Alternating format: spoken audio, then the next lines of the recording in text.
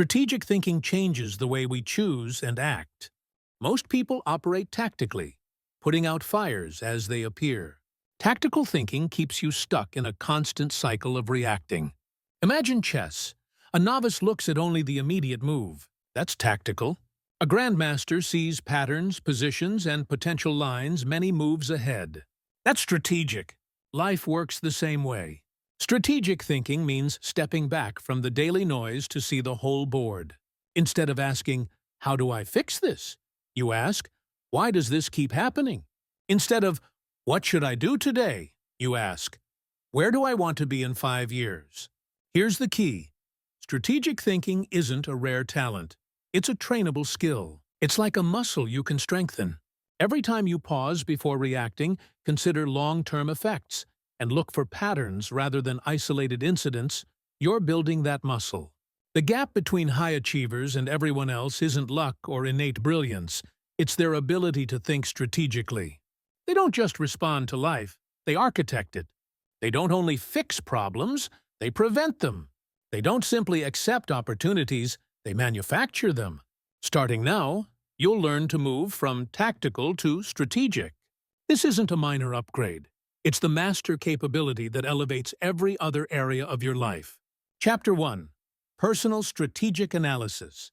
Now that you grasp strategic thinking, aim that lens at yourself. Personal strategic analysis isn't just a self-check. It's like having a high-resolution map of your life. Think of yourself as the CEO of your own enterprise. Every CEO needs clarity on strengths, weaknesses, opportunities, and threats. So do you. Here's where it gets interesting. Most people define strengths too narrowly. I'm good at math, or I'm creative. Creativity isn't just art. It's seeing solutions where others see roadblocks. Math isn't only numbers. It's decoding complex systems. Start by reviewing past wins. Don't just list them. Spot the themes. Did you succeed because you thought differently, persisted longer, or connected ideas others overlooked? Then evaluate your challenges, not as failures, but as feedback. Every stumble reveals something about your current approach. The aim isn't self-judgment, it's understanding your personal operating system. This is about radical clarity. Once you truly know your strategic position, you can double down on strengths, reinforce weak spots, and notice opportunities others never see. Chapter 2. Strategic Vision Development. Most people build their lives like stacking bricks without a blueprint. Strategic vision starts with drafting the plan first. Your future isn't a random event, it's something you design. The best way to design it? Begin with the end. Picture yourself 5 years from now. Don't stop at money, career, or relationships. Go deeper. How do you feel when you wake up? Which problems are behind you? What difference are you making? What capabilities have you mastered? Now, make it concrete. Reverse engineer that future. If that's where you're headed, what must be true 1 year from now, 6 months from now, and next month? Each step back becomes a milestone on your roadmap. Worried about uncertainty? You don't need to forecast every detail. A vision provides direction, not a turn-by-turn route. It's your guiding compass. Your vision becomes a decision filter. Should you accept that job? Move to that city? Learn that skill? With a clear destination, choices become simpler. You stop just reacting and start creating. Chapter 3. Strategic Environment Design. Your environment quietly shapes your choices all day long. Most people try to muscle through with willpower. Strategic thinkers redesign their environment so success is nearly automatic. If cookies sit on your desk, you'll eat them. That's not weak will. That's poor setup. Apply this everywhere. Arrange your surroundings so good choices are easy and poor choices are inconvenient. Apply this everywhere. Arrange your surroundings so good choices are easy and poor choices are inconvenient. Want to work out? Sleep in your gym clothes and set your shoes by the door. This extends beyond physical spaces. Your digital world, social circle, and daily routines are all environments you can engineer.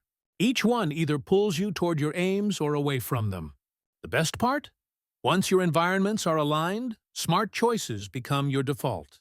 You stop battling your surroundings and let them carry you forward. It's not about perfection, it's about strategy. Small tweaks compound. Every default you adjust influences your daily actions, and your daily actions shape your life. Chapter 4. Resource Optimization. Many people think resources are things you spend. Strategic thinkers see them as things you multiply. Treat resources like seeds, not coins.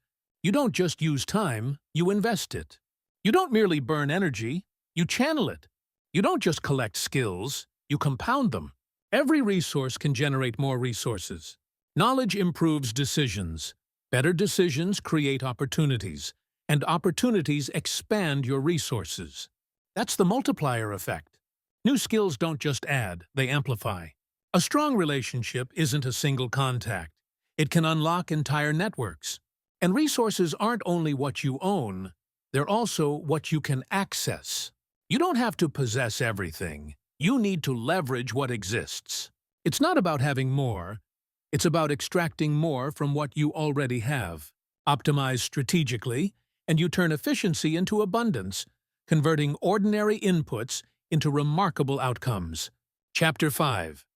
Risk and Uncertainty Management. Most people view risk as something to dodge. Strategic thinkers see risk as a growth lever. Consider nature. Trees shielded from wind grow brittle. Those that face steady winds develop deep roots. Your life is similar? Average thinkers try to avoid all risk.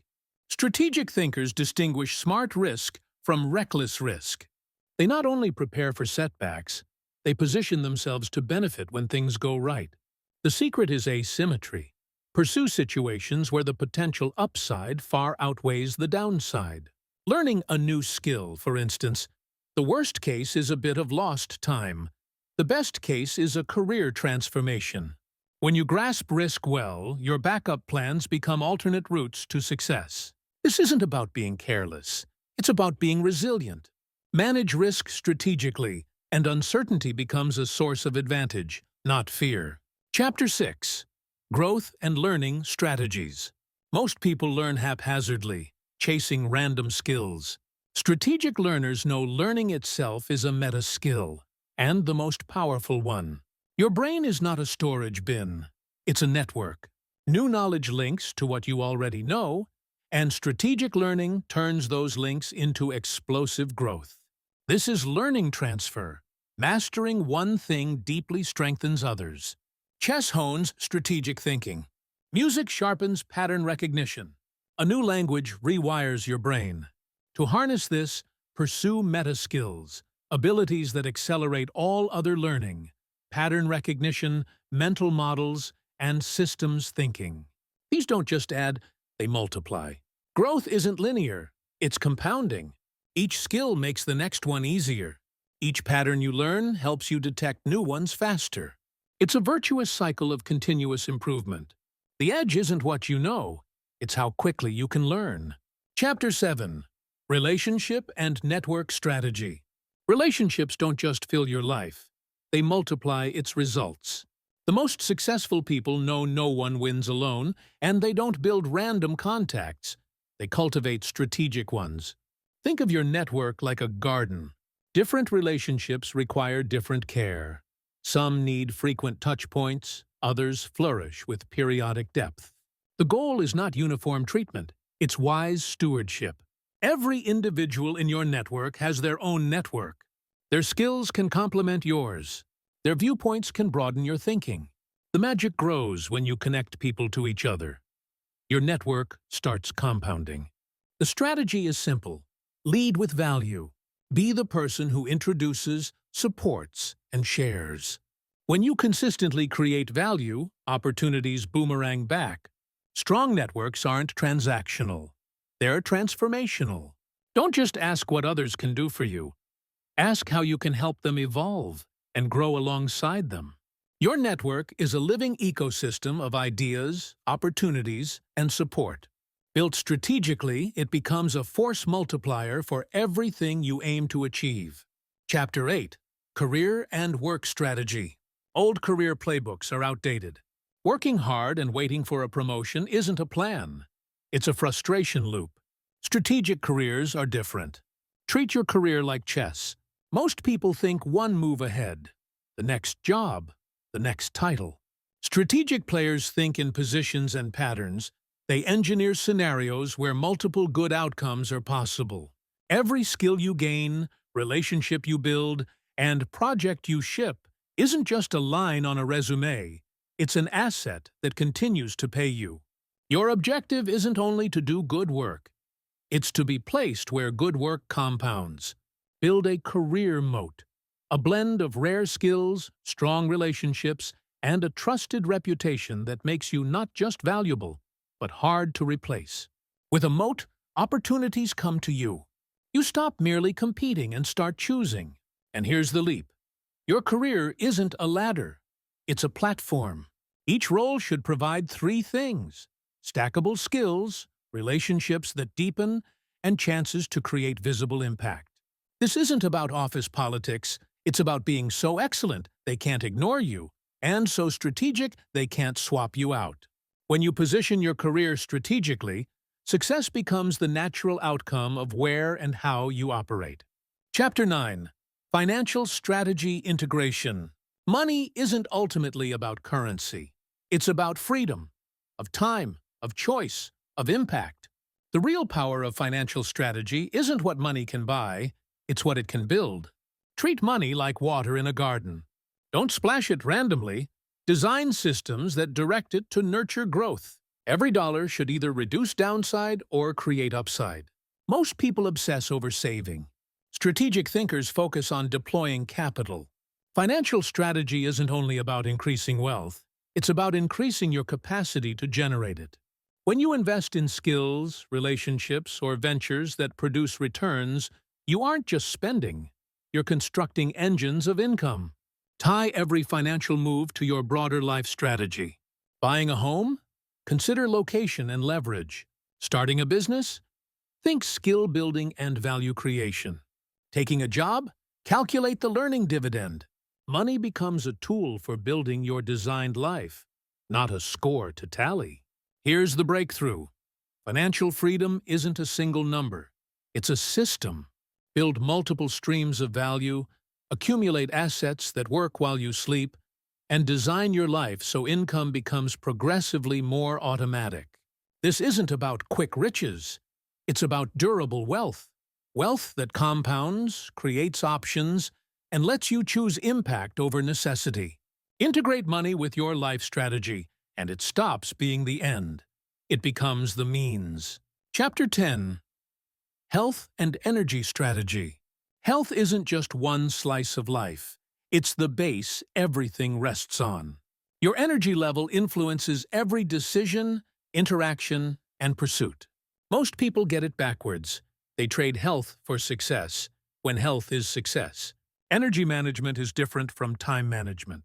You can't make more hours, but you can generate more energy. And with more energy, every hour yields more. Energy goes beyond diet and workouts. It's also recovery, stress regulation, sleep quality, and even breathing. Each dimension can drain or amplify your energy. Turn them into force multipliers. Treat energy like investment capital. Every day you choose where to allocate it. Some activities are energy sinks. Others are energy-producing assets that pay you back. Build a portfolio of habits that yields net energy. When you optimize energy, you don't just feel better. You enhance your overall performance. Better energy leads to sharper decisions, stronger relationships, clearer thinking, and faster bounce back from setbacks. This isn't about fanaticism. It's about being strategic with your most critical resource. Build health and energy deliberately, and everything else becomes not only attainable but easier. That's true leverage. Chapter 11. Time and Focus Strategy. Time isn't just passing. It flows through the channels you design. Everyone gets 24 hours, but strategic time management is about directing attention and maximizing impact, not cramming more tasks into the day. Productivity is leverage, not speed. One focused hour of strategic work can surpass a week of scattered effort. The goal isn't harder work, it's deeper work. Think of your attention as a laser.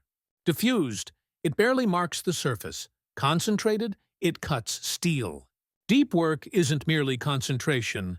It's operating in a state where your abilities multiply, where 1 hour feels like 4 and hard problems become tractable. Make it practical. Identify your prime hours, the times when your mind is sharpest. Guard them as if they're worth $1,000 each, because they are. Then engineer your environment so deep focus is the default. Eliminate distractions in advance and create cues that pull you into flow. The payoff is transformative. Master deep focus, and you not only accomplish more, you accomplish what others deem impossible. Knotted problems unravel, insights appear, skills accelerate. Time starts working for you. You're not a time robot. You're creating zones of such intense focus that time feels elastic. Master time and focus strategically, and you rise above ordinary constraints. Chapter 12. Creativity and Innovation Strategy. Creativity isn't random lightning. It's a strategic process. While others wait for inspiration, strategic thinkers learn to engineer innovation, schedule creativity, and produce breakthroughs on purpose. Your brain naturally links ideas. Strategic creativity is about aligning the right ideas at the right moment. Picture your mind as a lab where concepts mix and react. The more diverse your inputs, the more potent the combinations. That's why big breakthroughs often come from blending ideas across unrelated fields. The transformation comes from systems. Rather than conjuring something from nothing, you train yourself to spot patterns others overlook, build capture systems for insights, and design environments that spark ideas. Constraints become launchpads. Problems become prompts. The core tactic is creative cross-pollination. Borrow a solution from one domain and apply it to another. These unexpected bridges lead to solutions others can't see. When you treat creativity as a system rather than a gift, you can innovate on command. You don't wait for a muse, you create the conditions for it. You don't hope for breakthroughs, you design them. This isn't about becoming more artsy. It's about developing the faculty to find solutions where others see only obstacles and opportunities where others see only barriers. With strategic creativity, innovation becomes your default mode. Chapter 13. Decision-Making Enhancement. Every choice you make today scripts your tomorrow. The overlooked truth: it's the quality of your decisions, not the volume, that shapes your life. Think of your mind as a decision lab. Each choice is an experiment. Strategic decision-makers learn not only from outcomes, but from the decision process itself. They know that how you decide often matters more than what you decide. Understand the architecture of choices and patterns emerge. You start spotting traps before you fall into them and recognizing opportunities others miss. Each decision becomes a chance to upgrade your entire decision system. The method is decision stacking. Make choices that set you up for even better choices later. Like chess, thinking several moves ahead. You're not just resolving today's issue. You're creating tomorrow's options. It's not about predicting the future. It's about crafting positions that perform well across many futures. Improve your decision process, and you don't just choose better. You become a better thinker. Each decision gains clarity, complexity becomes manageable, and uncertainty becomes navigable. This isn't about erasing mistakes. It's about building a system that learns and strengthens with every choice, turning uncertainty from a threat into an ally. Master strategic decision-making, and you'll naturally choose better paths. Finally, none of this is abstract theory. It's a complete framework for reshaping your life. Strategic thinking isn't a single skill. It's the master capability that upgrades every other skill you have. From the foundations of strategy through personal analysis, vision, and all the way to better decisions, you now hold a toolkit for designing your life. Each component connects to and reinforces the others. Here's why this system is so powerful. Your vision guides your choices. Your choices shape your environment. Your environment supports your habits. Your habits produce your results. your results strengthen your vision. It's not a bag of tricks. It's an ecosystem of success. Remember, strategic thinking isn't innate. It's built. One decision at a time, one insight at a time, one action at a time. Every moment you zoom out for perspective, align a choice with your vision, or create a system instead of relying on willpower, you reinforce your strategic muscle. Starting now, you can let life happen to you, or you can design the life you want. Strategic thinking isn't about foretelling the future. It's about making it. Your life is your most important project. With strategic thinking, you're not just a player, you're the game designer. Use these tools daily and watch yourself shift from someone things happen to into someone who makes things happen. That's the power of strategic thinking. If you found this video helpful, don't forget to subscribe to the channel, give it a like, and turn on the notification bell so you don't miss new uploads. And tell me in the comments, which chapter did you like the most?